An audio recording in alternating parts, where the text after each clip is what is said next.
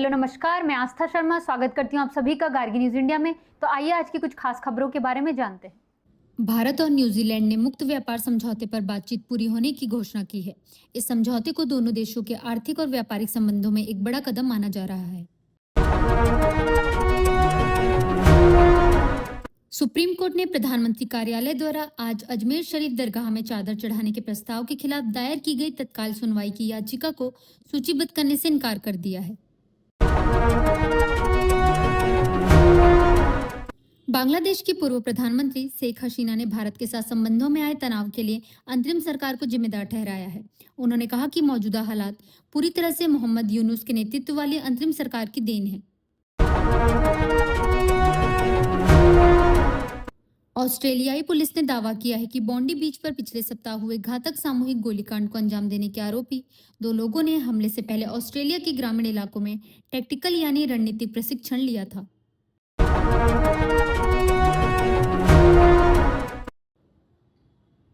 Air India का मुंबई जा रहा B777 विमान दाहिने इंजन में तकनीकी खराबी के कारण उड़ान भरने के करीब 1 घंटे बाद दिल्ली वापस लौट आया। विमान में करीब 335 यात्री सवार थे।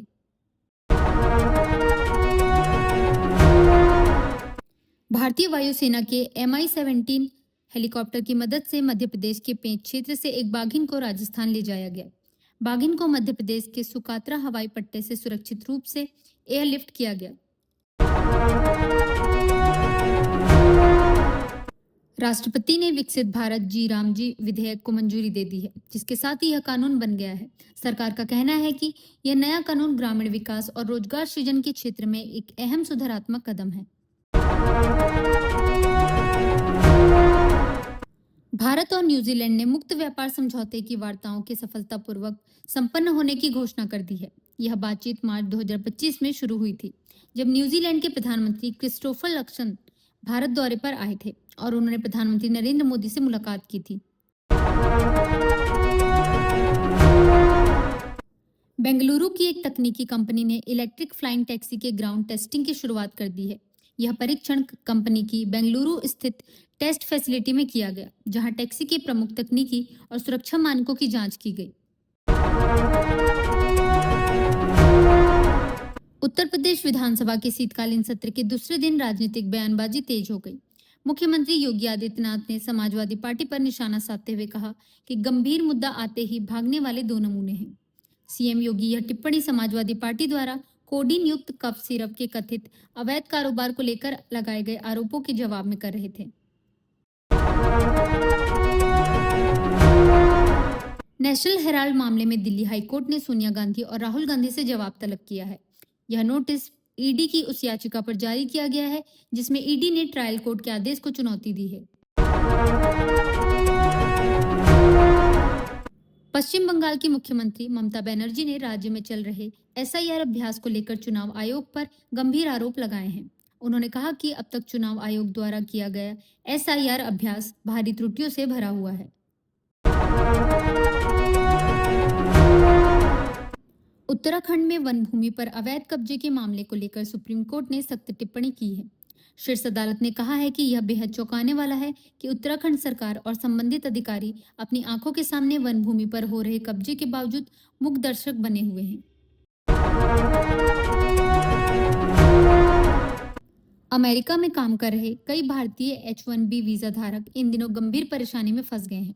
वर्क परमिट नवीनीकरणीय के लिए भारत आए ये उच्च कुशल भारतीय पेशेवर अब वापस अमेरिका नहीं लौट पा रहे हैं और अलग अलग देशों में फंसे हुए हैं।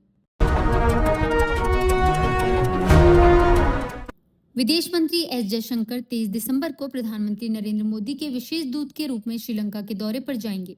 यह दौरा भारत की नेबरहुड फर्स्ट पॉलिसी को रेखांकित करता है और ऐसे समय में हो रहा है जब श्रीलंका भीषण चक्रवात साइक्लोन दित्वा से हुए भारी नुकसान से उबरने की कोशिश कर रहा है। इसी पृष्ठभूमि में भारत ने मानवीय सहायता और राहत पहुंचाने के लिए ऑपरेशन सागर बंधु शुरू किया है। कर्नाटक के क्रिप्टो फ्रॉड मामले में ईडी ने बड़ी कार्रवाई की है। ईडी ने कई राज्यों में एक साथ छापेमारी करते हुए कुल 21 ठिकानों पर तलाशी अभियान चलाया। यह छापेमारी prevention of money laundering act यानी PMLA 2002 के प्रावधानों के तहत की गई है। यह मामला फोर्थ ब्लॉक कंसल्टेंट और अन्य आरोपियों के खिलाफ दर्ज किया गया है। राष्ट्रीय स्वयंसेवक संघ के प्रमुख मोहन भागवत ने कहा है कि मणिपुर में आपस में संघर्ष कर रहे समूहों के बीच मतभेद सुलझाने में समय लगेगा। उन्होंने स्पष्ट किया कि यह प्रक्रिया आसान नहीं है और इसके लिए धैर्य व संवाद दोनों जरूरी हैं। रेल टिकट किराए में बढ़ोतरी को लेकर राजनीतिक विवाद तेज हो गया है। कांग्रेस अध्यक्ष मल्लिकार्जुन खड़गे ने मोदी सरकार पर तीखा हमला करते हुए कहा है कि मोदी सरकार जनता को लूटने का कोई मौका नहीं छोड़ रही है। उत्तरी भारत में घने कोहरे के कारण हवाई सेवाएं प्रभावित हुई हैं। खराब दृश्यता के चलते कई शहरों में उड़ानों पर असर पड़ा है, जिससे यात्रियों को परेशानी का सामना करना पड़ रहा है। 1984 के सिख विरोधी दंगों से जुड़े एक अहम मामले में दिल्ली की अदालत ने पूर्व कांग्रेस नेता सज्जन कुमार के खिलाफ फैसला सुरक्षित रख लिया है। यह आदेश 22 जनवरी को सुनाया जाएगा। बेंगलुरु में यात्रियों की सुरक्षा को मजबूत करने के लिए एक बड़ा कदम उठाया गया है। बेंगलुरु सिटी पुलिस ने उबर और ओला के मोबाइल ऐप्स के साथ real time emergency support system को एकीकृत कर दिया है। जम्मू कश्मीर के उधमपुर जिले में जंगलों में छिपे आतंकवादियों की तलाश के लिए सुरक्षा बलों ने सर्च ऑपरेशन का दायरा और बढ़ा दिया है। अधिकारियों के मुताबिक यह घेराबंदी और तलाशी अभियान अब दूसरे दिन में प्रवेश कर चुका है।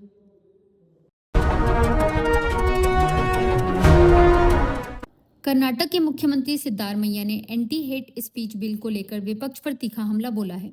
उन्होंने कहा कि इस विधेयक का विरोध वही लोग कर रहे हैं जो भड़काऊ भाषण देते हैं।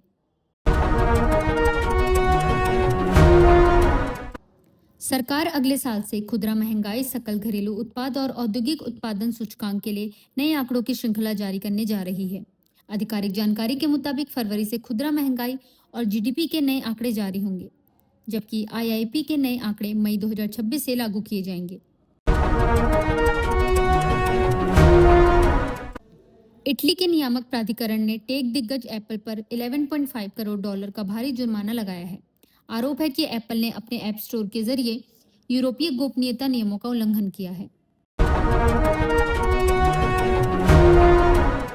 भारत और न्यूजीलैंड के बीच हुए एफटीए को लेकर अहम जानकारियां सामने आई हैं। इस समझौते के तहत भारतीय निर्यातकों को न्यूजीलैंड के बाजार में जीरो ड्यूटी के साथ प्रवेश मिलेगा, जिससे भारत के निर्यात को बड़ा बढ़ावा मिलने की उम्मीद है।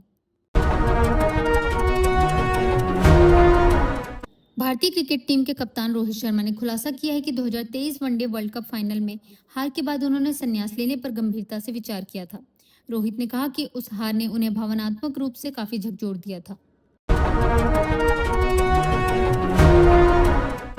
भारतीय प्रतिभूति एवं विनिमय बोर्ड यानी सेबी ने शॉर्ट सेलिंग को लेकर स्थिति स्पष्ट की है। सेबी ने कहा कि शॉर्ट सेलिंग के लिए मौजूदा नियामक ढांचे में कोई बदलाव नहीं किया गया है।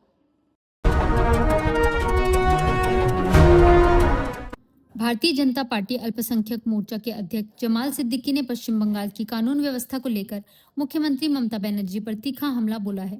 उन्होंने कहा कि ममता बनर्जी के शासन में बंगाल असुरक्षित होता जा रहा है और राज्य बांग्लादेश की तरह कट्टरपंथ की राह पर आगे बढ़ रहा है।